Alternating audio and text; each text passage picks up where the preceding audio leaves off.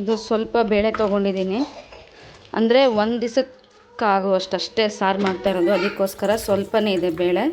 ಅದಕ್ಕೆ ಇವಾಗ ತೊಳೆದು ಹೆಚ್ಚಿಟ್ಕೊಂಡಿರುವಂತಹ ಹಲಸಿನಕಾಯಿ ಹಾಕಿದ್ದೀನಿ.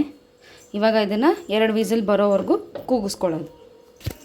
ಇವಾಗ ಕುಕ್ಕರ್ ಕೂಗ್ತಾ ಇದೆ, ಆ ಟೈಮಲ್ಲಿ ನಾನು ಮಸಾಲೆ ರೆಡಿ ಮಾಡ್ಕೋತಾ ಇದ್ದೀನಿ. ಇದಕ್ಕೆ ಏನಿಲ್ಲ, ಸ್ವಲ್ಪ ಕಾಯಿ, ಚೂರು ಈರುಳ್ಳಿ, ಖಾರದ ಪುಡಿ, ಸಾಂಬಾರು ಪುಡಿ ಮತ್ತು ಹುಳಿಗೆ ಹುಣಸೆ ಹಣ್ಣು ತೊಗೊಂಡಿದ್ದೀನಿ. ಸ್ವಲ್ಪ ಗಟ್ಟಿಗೆ ರುಬ್ಕೋಬೇಕು, ಯಾಕಂದರೆ ಹಲಸಿನಕಾಯಿದು ಸಾಂಬಾರು ಯಾವಾಗಲೂ ನೀರು ಥರನೇ ಆಗುತ್ತೆ. ಅದಕ್ಕೋಸ್ಕರ ಇವಾಗ ಇದನ್ನು ಗ್ರೈಂಡ್ ಮಾಡ್ಕೊಳ್ಳೋಣ. ನಾನು ಇಲ್ಲಿ ಬಂದೆ ಅಂತ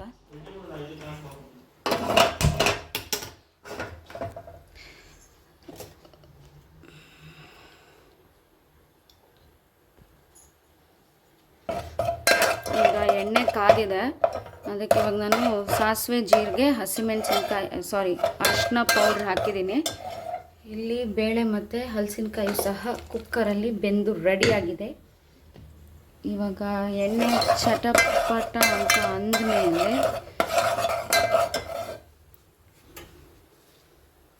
ಕರಿಬೇವು ಆ್ಯಂಡ್ ಚಾಪ್ಡ್ ಆನಿಯನ್ಸ್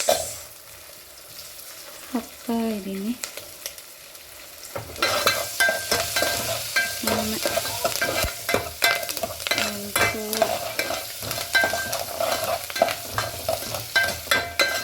ಲೈಟಾಗಿ ಫ್ರೈ ಆದಮೇಲೆ ಇದು ರುಬ್ಕೊಂಡಿರುವಂತಹ ಮಸಾಲೆ ಹಾಕ್ತಾ ಇದ್ದೀನಿ. ಮೇಡಮ್ ಇಲ್ಲೇ ಕೂತಿದ್ದಾರೆ. ಇವಾಗ ನಾನು ಇದು ಬೇಯಿಸ್ಕೊಂಡಿರುವಂತಹ ಹಲಸಿನಕಾಯಿ ಆ್ಯಂಡ್ ಬೇಳೆ ಹಾಕ್ತಾಯಿದ್ದೀನಿ. ಇವಾಗ ರುಚಿಗೆ ತಕ್ಕಷ್ಟು ಉಪ್ಪು ಹಾಕ್ತಾಯಿದ್ದೀನಿ. ಇವಾಗ ಇದು ಒಂದು ಕುದಿ ಬಂದರೆ ಸಾಂಬಾರು ರೆಡಿ ಆಗುತ್ತೆ. ನಾನು ಒಗ್ಗರಣೆಗೆ ಕೊಬ್ಬರಿ ಎಣ್ಣೆ ಯೂಸ್ ಮಾಡಿದ್ದೀನಿ. ಓಕೆನಾ, ಕನ್ಸಿಸ್ಟೆನ್ಸಿನೂ ಓಕೆ ಕರೆಕ್ಟಾಗಿದೆ. ಸಿಮ್ಮಲ್ಲಿ ಇವಾಗ ಇದು ಒಂದು ಕುದಿ ಬರಬೇಕು.